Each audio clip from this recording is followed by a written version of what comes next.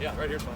Hi, Governor. Hey, how you guys doing? Doing good. How are you doing? Great, doing fantastic. Ready to showcase Oklahoma right now. What are you feeling right now?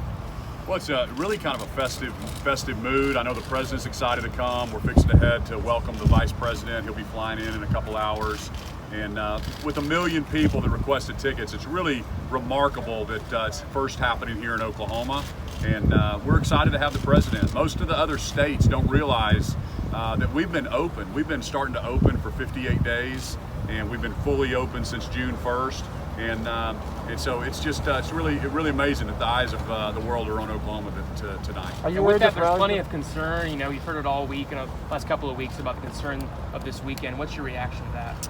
Well, you've got to realize we've been open for 58 days, and we have 211 people in the hospital across the state of Oklahoma. So the whole reason that we signed 25 executive orders was to slow the spread. We've done that. We built capacity in our hospitals and our PPE, and we have 211 people in the hospital. So my question back to those folks that want people to bunker in place is like, when is the right time to open back up?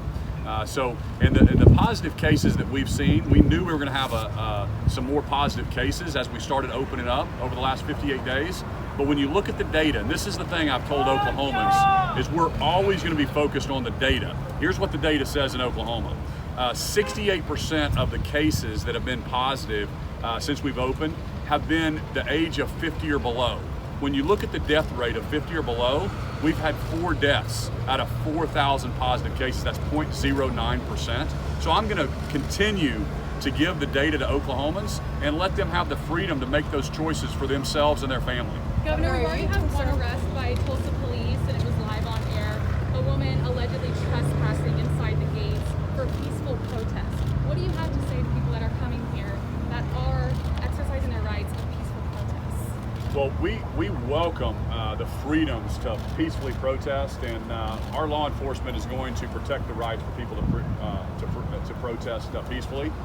Where the difference is, if there's starting to be something where they're going to be damaging to other people's property, that's where our law enforcement is going to draw the line. And so I don't know specifically what's happened with the one arrest.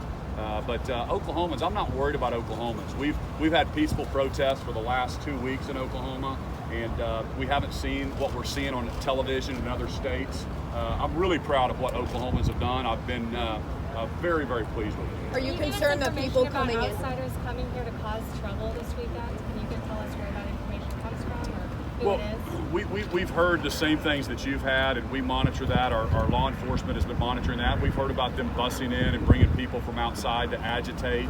But again, we'll be here. We'll let them peacefully protest. But as soon as they start damaging other people's property, that's when we'll step in. And we're not going to have that kind of nonsense in Oklahoma. What's your itinerary look like for the rest of the day? Obviously, the rally doesn't start for a couple more hours. What are your plans? So we'll be with the vice president. I don't know if they want us to tell where we're going, but we're going to we'll be meeting with, we'll be having a listening tour with some African American communities and some leaders in that community. So really looking forward to bringing the vice president there. And then we'll meet with some other business leaders, and then we'll be going back and welcoming the president to Tulsa. What do you hope to talk to the vice president about? Well, he's going to be, when I talked to him on the phone this week, and I've talked to the president 3 times on the phone this week, we told him about the Tulsa race riots and what happened in 1921 and how we appropriated $1.5 million from the state to build a museum in the Greenwood district. And so I'm sure that topic will come up with the vice president as we're trying to bring awareness of the 100-year anniversary. It's really something special in Oklahoma, and the African American community, we stand with them. And we need that story to be told. Do you expect there'll be a spike in COVID deaths following this? I really don't. Some people predicted that we'd be having 5,000 people in the hospital in Tulsa County every 4 days. That was kind of a prediction early on. You have to remember, we have 211 people in the hospital across the state of Oklahoma right now. We are built for the capacity. We built for 5,000, and that was the whole purpose of what we were trying to do to slow the spread. We've got to remember why we did this. The goal was never to have 0 cases.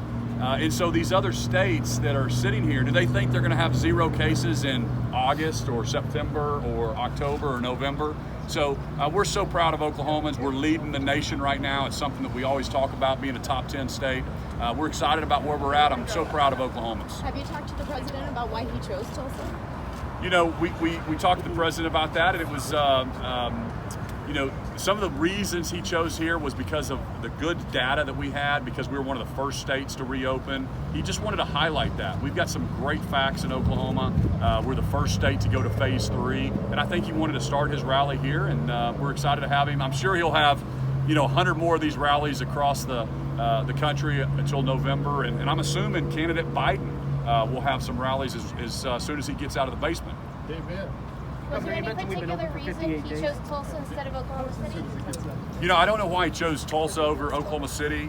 We're excited, as a person that lived in Tulsa for the last 22 years, we're excited that he chose Tulsa. But whether it was Tulsa or Oklahoma City, Oklahoma's welcoming him. You can see that with 1 million requests for tickets. It's just unbelievable. Thanks, everybody. You mentioned we've been open 58 days. That was a slow rollout. This seems like a pretty big jump to have 20,000 people inside the stadium. We got to go. Thank you, Governor. Thank you.